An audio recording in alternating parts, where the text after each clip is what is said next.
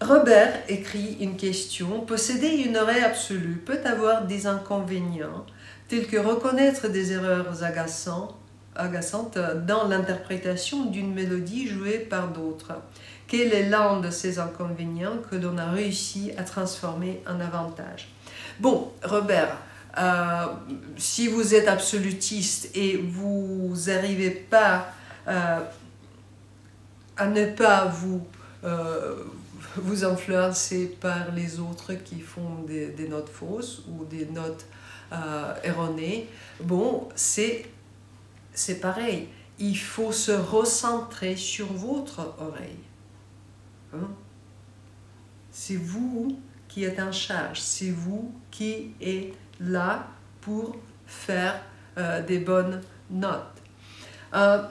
Ce que vous décrivez là, d'être agacé par les notes qui ne sont pas accordées, qui ne sont pas dans le bon accord, etc., ce n'est pas un problème de l'oreille absolue, ce n'est pas un problème d'une écoute consciente.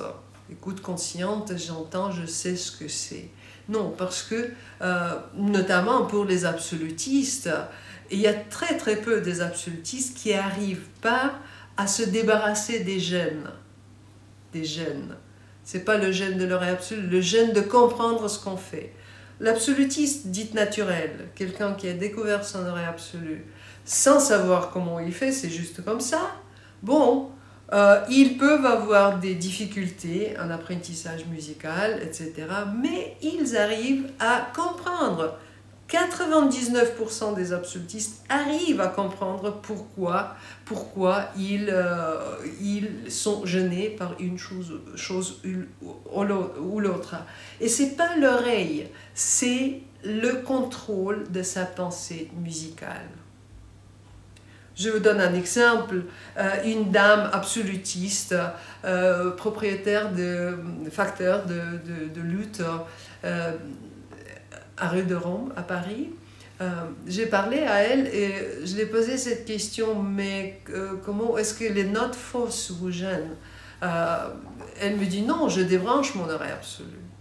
Elle me dit donc vous pouvez le débrancher tout de suite. Elle dit non, j'ai dû en fait travailler ça, mais si j'ai pas appris à faire ça, de me débrancher de mon oreille absolue, je serais folle après une journée dans mon atelier.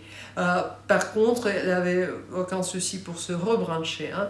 Donc il faut comprendre, l'oreille absolue, c'est pas une chose donnée, c'est pas une chose standard. Tous les absolutistes font comme ça, non, c'est pas ça. Il y a des absolutistes de toutes sortes.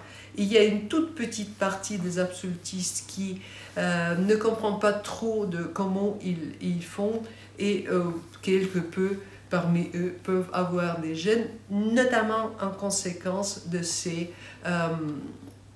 manque de contrôle de sa propre perception, de son propre oreille. Mais c'est pas grave, hein?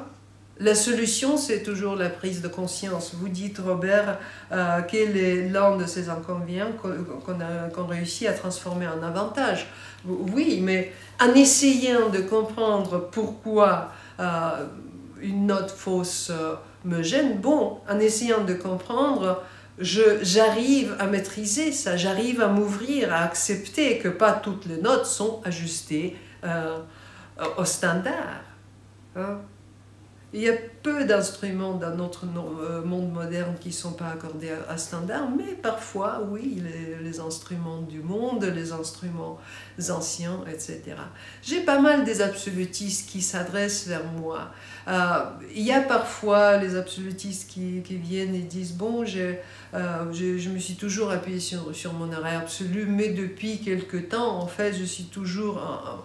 trop bas, ou je suis un peu décalé, par exemple un demi-ton, ou quelques personnes qui viennent, j'avais l'oreille absolue, mais j'ai désappris l'oreille absolue quand j'ai commencé mes études au conservatoire. Bon, ces gens arrivent, et quand on travaille avec eux, ils comprennent où se trouve la racine de problème. Après, ça devient l'avantage, parce que la prise de conscience, c'est toujours un grand avantage.